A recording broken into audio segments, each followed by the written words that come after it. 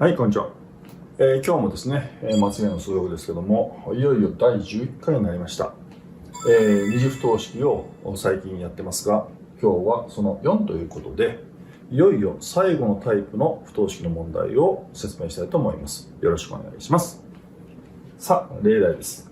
x 以上プラス 2x プラス2小なり0を解けと、こういった問題です。前回、前々回にもありましたように、私の経験してきた生徒の答案からですね、あるある答案というのを今回もまずお話をしたいと思います。どういう答案が多かったかというと、まず、x 乗プラス 2x プラス2。これは因数分解ができるタイプではありません。以前練習問題で1回やったように、因数分解できない場合には、x 次乗プラス 2x プラス2まずイコール0、つまり x 軸との共有点を探そうということからこの方程式を立てるんでしたね。こう置きましょう。そうするとこれは二次方程式ですので解の公式を使うと x イコール簡単な方を使いますね。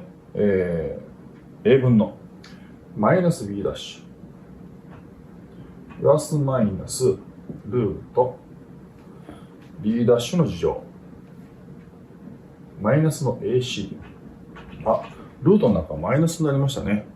ということはこれはルートマイナス1ですのでマイナス1プラスマイナス i、 こういう虚数が出てきます。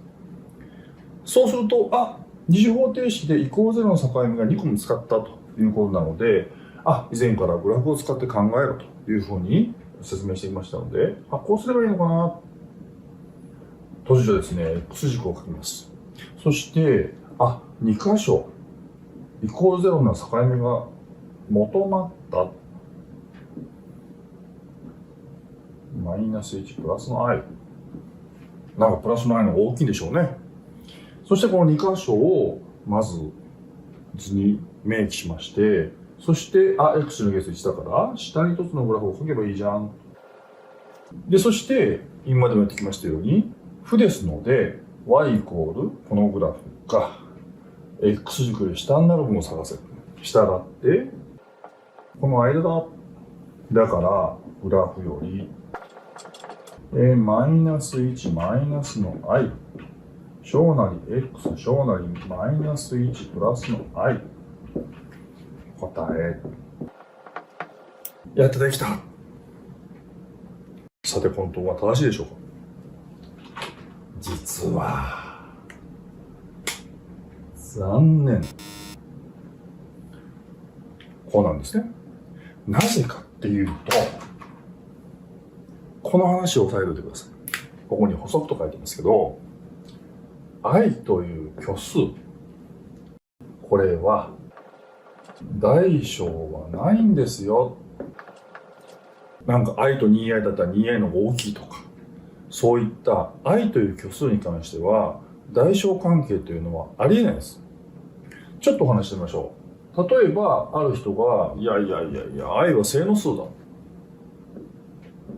だねと言ったとしましょう。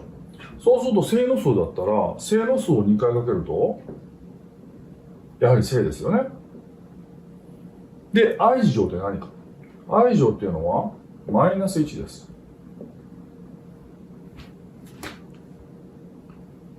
マイナス1が0より大きい。おかしいですよね。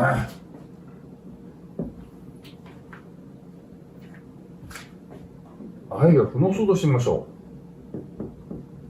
う。負の数も2回かけると不等号の向きが変わりますので上と同じようになります。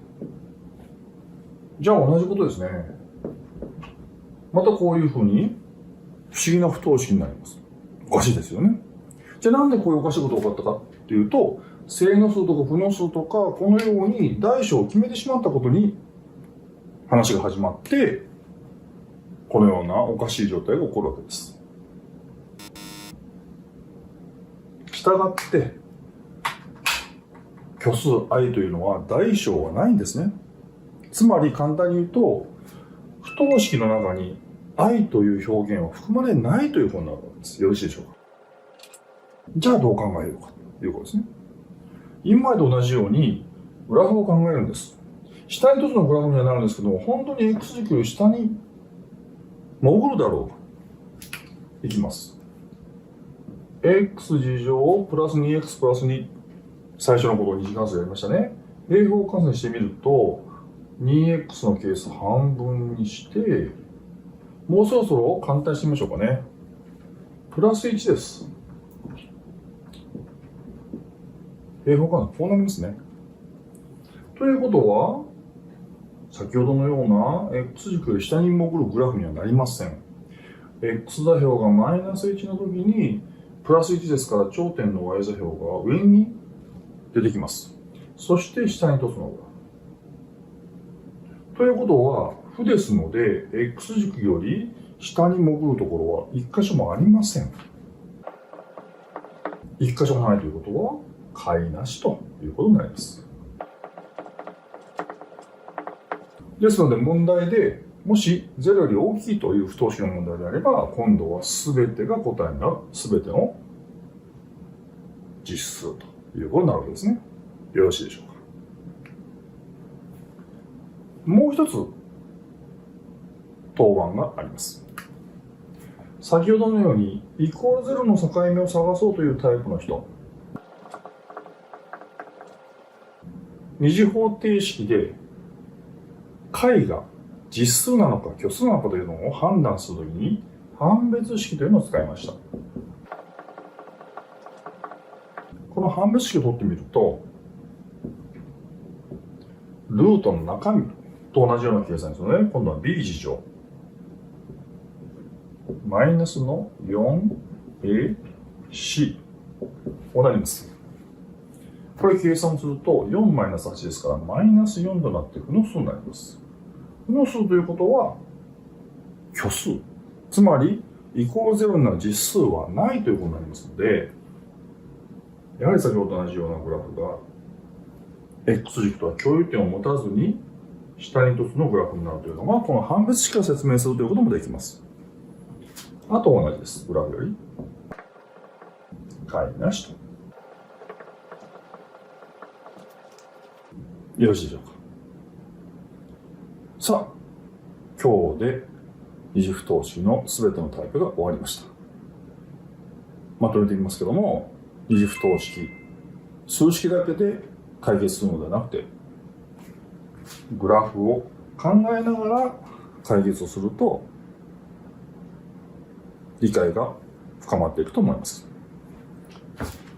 では、今日はこれで終わります。ありがとうございました。